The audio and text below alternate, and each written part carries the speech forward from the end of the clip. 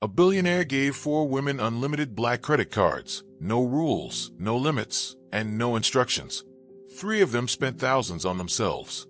But what his housekeeper bought left him completely speechless and changed his life forever. Before we begin, tell us in the comments where you're watching from. And at the end, don't forget to rate this story from 0 to 10. Enjoy the story. Ryan Carter had everything. A penthouse that touched the clouds. A bank account that never slept. And a life so polished, so perfectly arranged, that most men would have traded everything they owned just to stand in his shoes for a single day. But tonight, Ryan Carter was done. He walked through the front door of his penthouse, pulled off his blazer, and threw it across the couch like it had personally offended him. Mark, his personal assistant of 8 years, watched quietly from the kitchen, the look of a man who had seen this movie before. "I can't do this anymore, Mark." "Bad dinner, sir?" She took a selfie with the dessert. Ryan dropped into the armchair, running a hand through his hair. "Called me her favorite ex." Then tried to toast, with sparkling wine, to getting back together. He shook his head slowly. "Am I a man or a stock option?" Mark said nothing. He had learned, over 8 years, that sometimes the smartest thing you could do was stay quiet and let the storm pass. But this storm didn't pass. It turned into something else entirely. Ryan sat up straight, and Mark recognized that look immediately, the dangerous kind. The kind that either ended up in the news or made someone cry. "I'm tired of it," Ryan said quietly. "The fake smiles, the hidden agendas, everyone looking at me and seeing a bank account with legs." His eyes sharpened. "So I'm going to run an experiment." Mark exhaled slowly. "Sir, for women, for black credit cards. No rules, no limits, no instructions." Ryan's voice was calm now, the calm of a man who had already made up his mind. "I give them unlimited power, and I watch what they do with it. No guidance, just freedom." And then, he leaned back with a quiet certainty that filled the entire room. "They'll show me exactly who they are." Mark stared at him. "And then you judge them." "No," Ryan shook his head. "They'll judge themselves." The next morning, the penthouse was unusually quiet. And in Ryan Carter's world, unusual quiet meant only one thing. He was up to something. For black envelopes sat on the dining table, names written in silver ink, each one arranged with the kind of precision that belonged to a man who never did anything halfway. Ryan stood back and looked at them the way a chess player looks at his board before the first move. Mark appeared at his side. "Sir, you're really doing this." "I'm really doing this."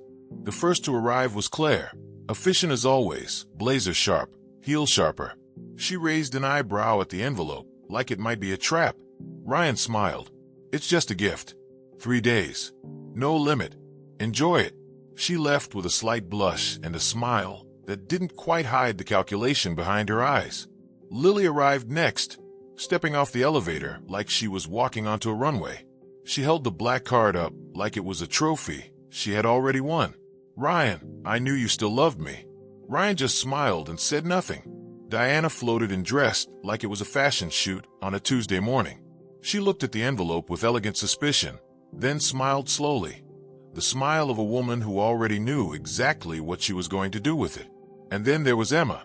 She walked in from the kitchen side, holding a bowl of raw dough and a dish towel over her shoulder, completely unbothered by the world. "Hey, boss, that new oven's making weird noises again. Sounds like it's coughing." Ryan handed her the envelope quietly. She stared at it like he'd just offered her a NASA contract. "You're firing me?" "It's a gift, Emma." She opened it slowly, saw the black card, and blinked. "I gave you burnt banana bread yesterday. Are you feeling okay?" By evening, the reports had started coming in. Ryan stood at the floor-to-ceiling window of his office, a glass of whiskey in hand, the city spread out below him like a map of everything he owned. Mark entered quietly, tablet in hand, glasses adjusted, the look of a man carrying information. "Tell me," Ryan said, without turning around. "Lily rented a helicopter." Mark scrolled, made a dramatic entrance at the Skyline Club, already posted it on social media. 15,000 likes and counting. Ryan said nothing. Mark continued. "Claire spent the afternoon at Bergdorf Goodman. New wardrobe. $5,000 on shoes alone. Still nothing. Diana hired an event planner. She's throwing a gala next weekend. The theme is contemporary elegance. Invitations have already been sent to half of Seattle's elite. Ryan swirled his glass slowly. Predictable, he said quietly. Like a Sunday afternoon movie you've already seen twice. Mark smiled faintly. And then there's Emma's card. Ryan finally turned around. Neighborhood grocery store. Mark read carefully. Rice, poster paint, diapers, secondhand toys. He paused. And 200 hot dogs. The glass stopped moving. Ryan stared at his assistant. Hot dogs. 200 of them, sir. A long silence filled the room. Ryan set his glass down on the desk, slowly, deliberately, and leaned back in his chair. His eyes drifted toward the window again, but this time he wasn't looking at the city. He was thinking. 3 women had done exactly what he expected. They had taken unlimited power and pointed it, without hesitation, entirely at themselves. And then there was Emma. Grocery store. Rice. Diapers. Secondhand toys. 200 hot dogs. Ryan exhaled quietly and shook his head with a crooked smile. Mark, I need to know what she's up to. The next morning arrived with fresh coffee, fresh reports, and absolutely nothing Ryan could have prepared himself for. He was sitting at the dining table, absently stirring his coffee, when Mark walked in with the tablet, and that specific expression, the one that meant the information he was carrying was either very interesting or very concerning. Sometimes both. More activity on the cards, sir. Go ahead. Mark cleared his throat. Lily rented a second helicopter. Apparently the first one didn't get enough footage.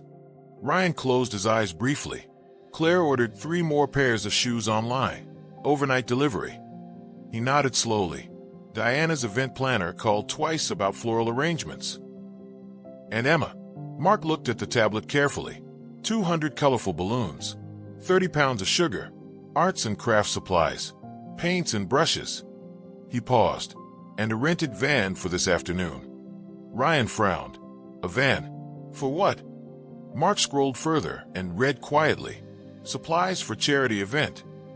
The coffee cup stopped halfway to Ryan's mouth. Charity event? He set it back down. Emma is organizing a charity event. Apparently so, sir. Mark paused again, longer this time. And there's one more item. What? Mark looked up from the tablet with the expression of a man choosing his words very carefully. A clown costume, medium size. He cleared his throat, red nose included. The room went completely silent. Ryan stared at his assistant for a long moment, processing, calculating, trying to build a logical explanation for what he had just heard. He found none. Then he started laughing. Mark, of everything I imagined might come out of this experiment. He shook his head slowly. Emma in a clown costume was absolutely not on the list. Perhaps a career change, sir. Or, Ryan's smile faded into something quieter, more thoughtful. Perhaps she's far more interesting than I ever gave her credit for. Ryan tried to work. He genuinely tried. For the next 2 hours, he sat at his desk, stared at spreadsheets, answered emails, and had 3 separate conversations with Mark about meetings he couldn't remember 5 minutes later. His eyes kept drifting. His mind kept returning to the same place. Balloons, paint, a rented van, a clown costume. By 2 in the afternoon, he gave up pretending. Mark, get me the address from the van rental company. Mark looked up slowly. Sir, with respect, spying on the housekeeper might not be our finest hour. It's not spying. It's scientific observation. Of course it is. 15 minutes later, Ryan was behind the wheel of his most discreet black SUV, moving through streets he rarely visited. The houses here were smaller, simpler, but well cared for. Flower pots on windowsills. Kids are drawing on sidewalks with chalk. A world that operated completely without him and seemed perfectly fine about it. He found the address without difficulty. A modest building. A hand-painted sign above the entrance that read St. Francis Home. Shelter and support. Ryan parked across the street and sat quietly for a moment, engine off, watching. The van was there, back doors open, and Emma was moving in and out, carrying colorful boxes. still in that ridiculous yellow and blue striped jumpsuit, big red shoes, rubber nose, and everything. Even from across the street, he could hear her voice. Cheerful, easy, completely at home. He got out of the car. Inside the courtyard, chaos had completely taken over. The beautiful, loud, colorful kind. 20 kids running in every direction. Balloons hanging from trees. Tables covered in bright paper. And in the middle of it all, Emma, trying to teach a group of children how to make balloon animals. The balloon popped directly in her hands. The kids exploded with laughter, and Emma laughed harder than any of them. Ryan crossed the street with the confidence of a man who owned buildings twice the size of this one. He walked through the entrance, found an older woman at the front desk, and smiled his most professional smile. "I'm Ryan Carter. I heard about the wonderful work being done here and wanted to help." The woman, Helen, the director, looked genuinely surprised but warmly welcomed him in.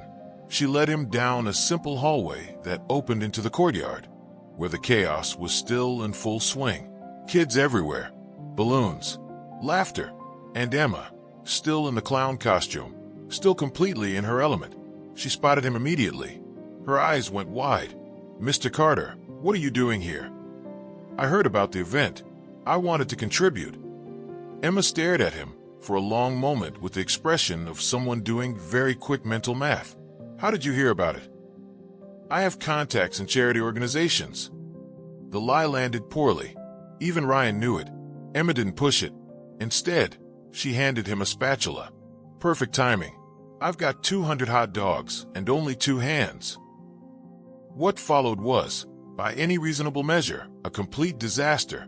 Within 5 minutes, Ryan had dropped half the sausages on the ground, gotten ketchup across his expensive dress shirt, and nearly set an entire tray of buns on fire. Emma watched the chaos unfold beside him with the patience of someone who had seen worse, though clearly not by much. "Mr. Carter," she said finally, rescuing the buns, "have you ever considered a career in demolition?" Ryan looked at the mess surrounding him and laughed. Not the polished, controlled laugh he used in boardrooms. Not the performative chuckle from dinner parties. A real laugh, unguarded, unscripted, completely his own. Emma raised an eyebrow, clearly surprised. Was that an actual laugh? "Don't get used to it."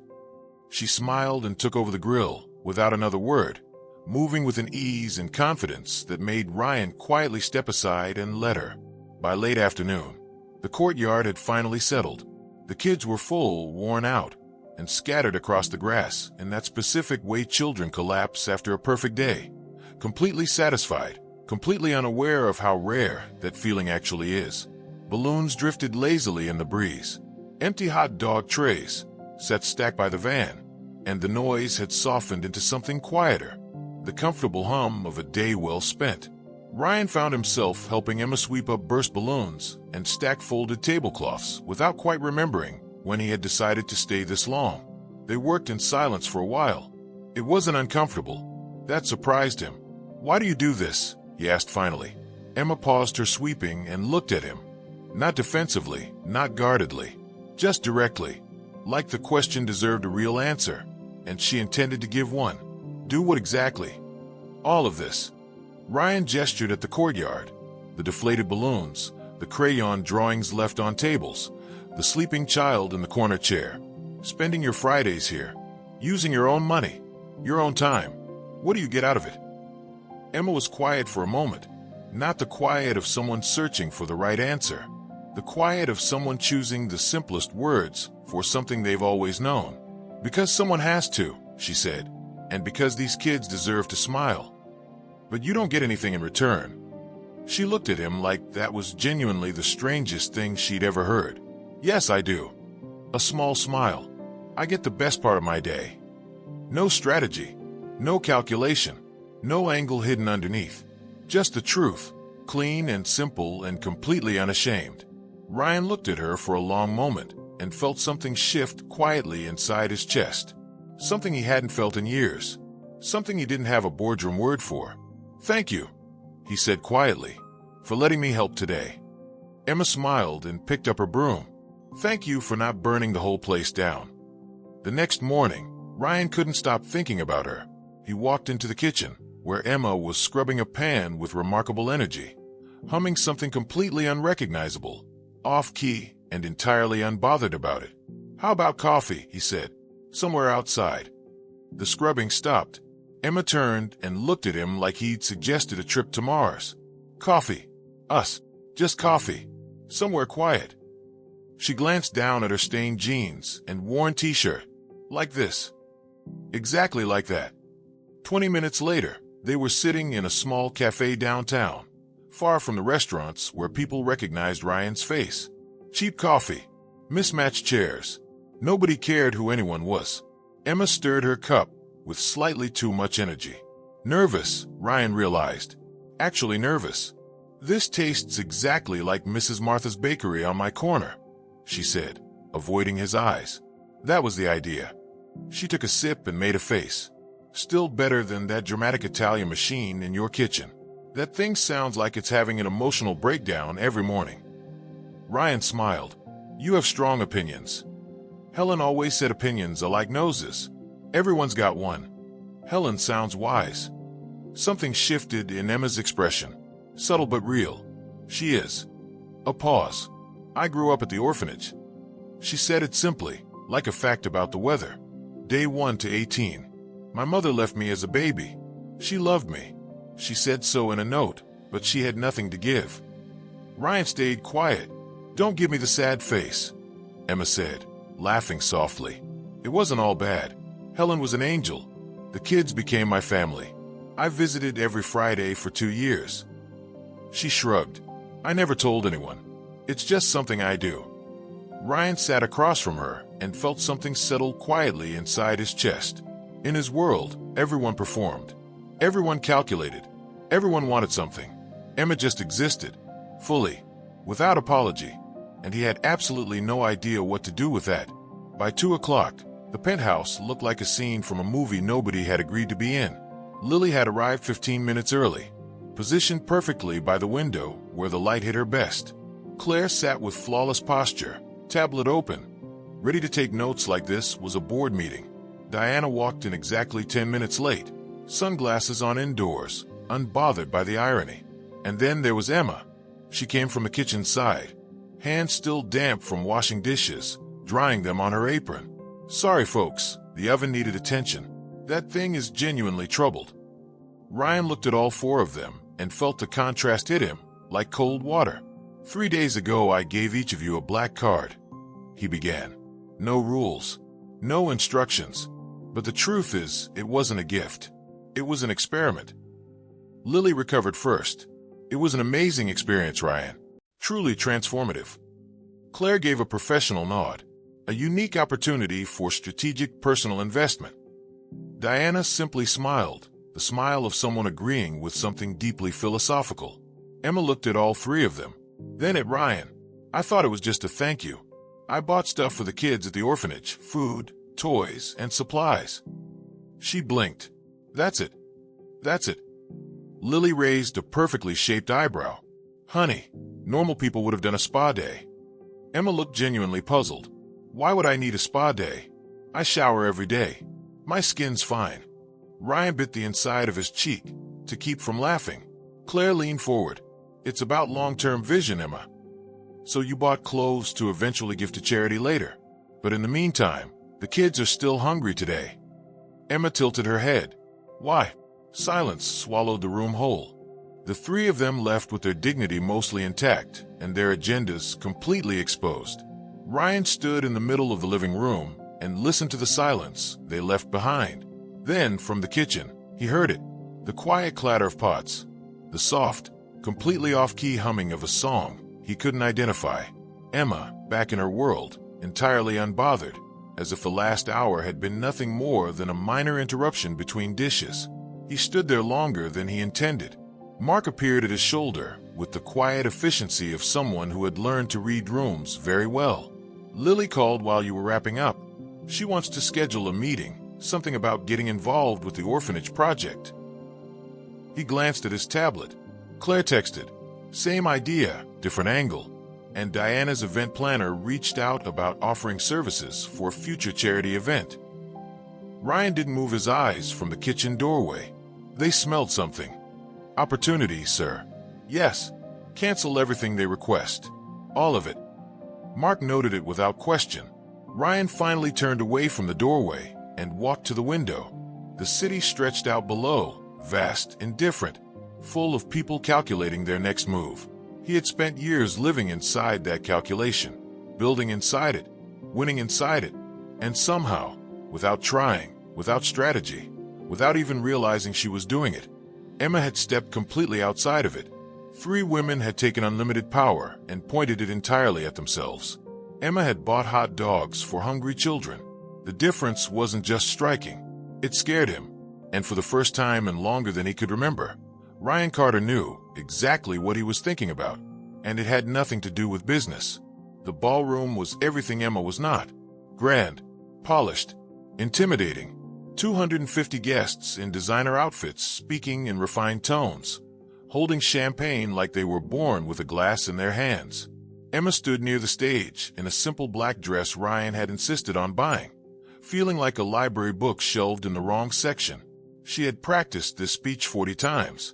To the mirror, to the blender, once accidentally, to Ryan himself, which had been mortifying in its own special way. She stepped up to the microphone and looked out at the crowd. Her mind went completely blank. "Good evening," she started, her voice slightly unsteady. "My name is Emma, and I grew up in the orphanage we're here to support tonight." The room shifted, 250 people leaning forward at once. She found her rhythm, talked about Leo and his superhero drawings. Mia, who sang in the shower thinking nobody heard. Little Sam and his collection of special pebbles. She made them laugh, made them lean closer, made them feel something real inside a room built entirely for performance. Then her hands moved too wide, and a full tray of champagne flew directly onto George Blake, Seattle's most powerful businessman. Dead silence. Emma stared at him. "Are you going to sue me? Because I only have a cousin who watches Law and Order." Blake blinked once, then laughed, genuinely, completely, and without reservation.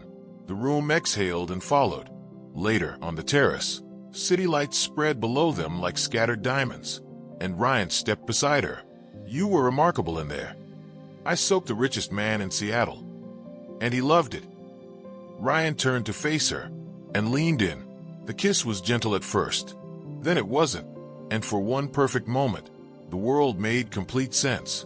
The headline appeared on a Monday morning like a knife through clean glass. Housekeeper accused of embezzling funds from charity event. Ryan read it twice, then called Mark immediately, then spent the next 20 minutes on the phone canceling statements, managing press calls, and trying to control something that was already moving faster than he could reach.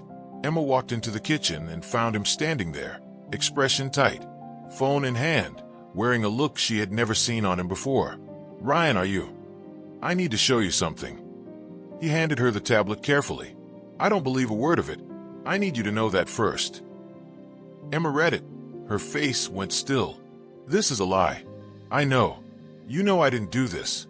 I know that, Emma." Then pick up the phone and say so. A pause. Small. Barely a second long. But Emma saw it.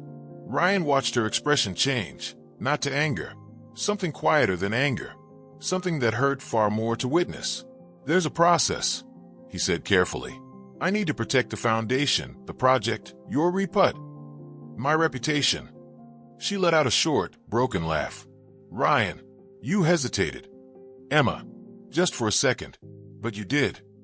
She stepped back slowly. "I've spent my whole life being left behind by people who were supposed to trust me. I thought you were different." She walked to her room, came back with a small bag. "Emma, you hesitated." She stopped at the door and looked at him one final time. "And that told me everything." She walked out, and Ryan stood in the empty kitchen, listening to the silence she had left behind, realizing he had just destroyed the only thing that ever truly mattered. 48 hours after Emma walked out, Ryan's office had transformed into something between a detective agency and a disaster zone. Papers everywhere. 3 cold coffees, abandoned at different stages of drinking. A whiteboard covered in names, arrows, and questions that had no answers yet. Mark stood in the doorway, taking it all in with the quiet resignation of a man who had seen his employer do strange things before, but never quite this strange. "We're going undercover," Ryan said without looking up. Mark blinked. "Sir, Lily and Claire planted that story. I know it. I just need proof." Ryan finally looked up. "I need you to follow Claire. I'll take Lily. And our disguises." 20 minutes later, Ryan was unrecognizable. Black beret, dark sunglasses, and a fake mustache that belonged in a 1970s spy film. Mark wore a fishing hat and a beard that had been glued on with concerning enthusiasm. Together they looked like two men escaping a circus. Ryan found Lily at her usual cafe, positioned himself at a nearby table, and pretended to read a newspaper, upside down initially, close enough to hear everything. "The story is spreading exactly as planned," Lily said into her phone, voice low and satisfied. "Susanna's media contacts delivered perfectly. His reputation for defending her is finished before it started." Ryan's jaw tightened. He stood up sharply, and his fake mustache fell directly into the coffee cup of the man beside him. "My mustache," he said instinctively. The entire cafe turned. Lily recognized him immediately. He had no recording, no legal proof, just the confession of a woman who knew it meant nothing without evidence. But across town, Mark was already pressing record. Ryan arrived at St. Francis' home with two things: a folder full of evidence and a heart full of regret. Helen met him at the door with a warm smile and wise eyes that seemed to already understand why he was there. Within 2 hours, the courtyard had filled with journalists, supporters, local officials, and 20 children who didn't fully understand why so many serious adults had invaded their play space. Ryan stepped onto the small makeshift stage and looked out at the crowd. He had stood before boardrooms, shareholders, entire industries waiting for his next word.